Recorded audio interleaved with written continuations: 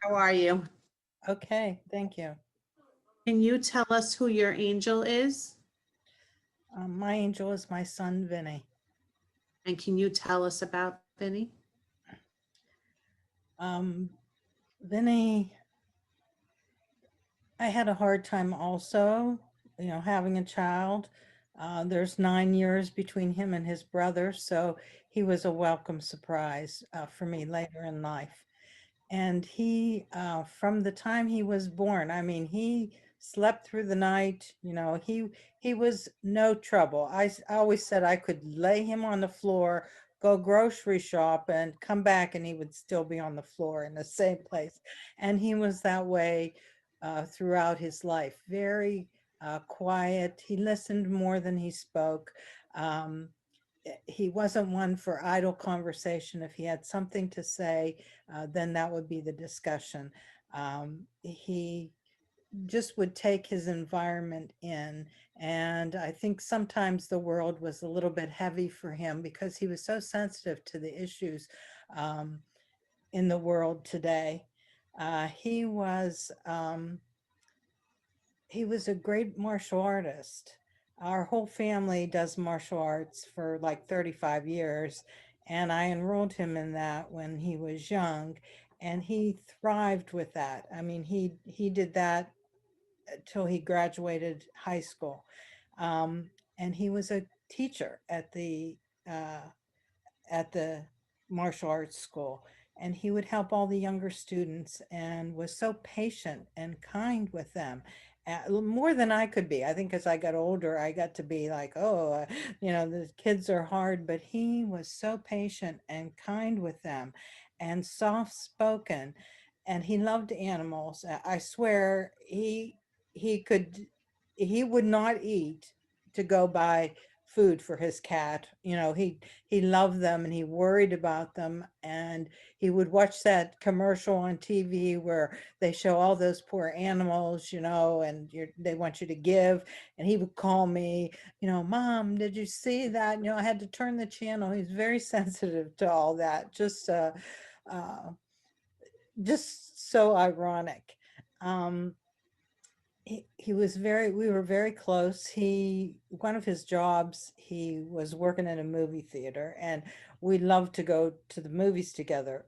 Even him as a grown adult, we would go together, and we used to get into the movies free when he worked there, so it was just like a big bonus. It was just such so nice to be able to spend that time with him. And even if we didn't talk a lot, we were just in communion with each other. He loved to write. He journaled, and he loved to write lyrics to rap. Not I myself am not into that either, but he would express himself that way, and he would try to get me to listen to it. So he pointed out a couple songs, and one of them was "Dear Mama" by Jay-Z. And if you've ever listened to that song, every time it would come on, he would be like, this is for you, Mom. So every time I'll play it on the computer from time to time. And the other one was I'll See You Again by Wiz Khalifa. Uh, the same thing. So I, I see him through that. And I'm so grateful that I have that memory of him too. So, and one nice story I had was we were going to a state competition in martial arts, and I had a carload of people, and we get out. We were in Hershey, and we're walking, and pretty soon I'm like, where's Vinny? I left Vinny in the car. He was so quiet, I forgot he was there. And he's sitting in the back. I would probably be in jail nowadays. But he was just sitting in the back. I'm like, come on, honey. Oh my gosh, poor thing. He was just so quiet and non-confrontational that he was just a joy to be around. I miss him so much. Mm. How long has it been since Vinny's passed? 16 months. Mm. Yeah, yeah. Now you're new to the Beating Hearts with us. You we I d- am. didn't meet in person. We're only doing this through Zoom. So how has the Beating Hearts been helping you? Since I know you're new to the group, so maybe not that much experience, but how do you find being with us through Zoom and the connection that we have with each other? Well, as others have said, this is a group. We don't.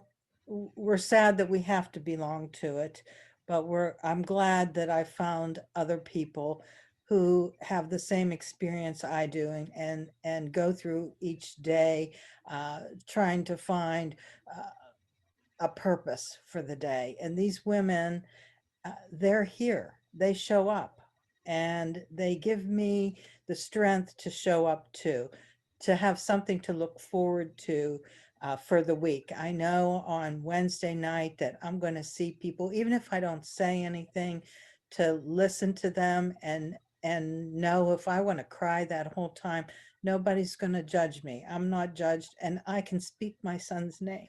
I can say his name there, because a lot of people in my circle, they don't talk about them, but here we can remember them and talk about them and share them. So that's very helpful to me. I love that. I love that. Thank you for sharing him. Thank you for everything. And thank you for knowing that we're here. We're, like I've said earlier, broken, open, but trying to help each other mend. And like you said, I say it all the time. If you just want somebody to just sit on the phone and listen to you cry, you could always reach out to Linda. She'll give you any one of our numbers. We'll always be there. It's Any one appreciated. of us. Mhm. Not just Wednesday nights, but any time that you would need us, Thank you. anytime. So on March 12th is National Lookup Day, which Linda had put into the books. So it's not a law, it's a, Linda, what, It's a declaration. it's a and it's declaration. yeah, it's in the congressional records. So it's National Lookup Day in honor of Adam. So that's March 12th. So on March 12th, we'd like to know what you want us to know and who you'll be looking up for. I'll be looking up for my son, and as the others, for all the children and the people that we have lost to addiction. We need to find a way to combat this. We need better treatment facilities, and we need to work a lot more to help our children through this. Mhm. We do, that's for sure. Thank you so much for being so open and so honest and just thank you. Thank you. Yeah,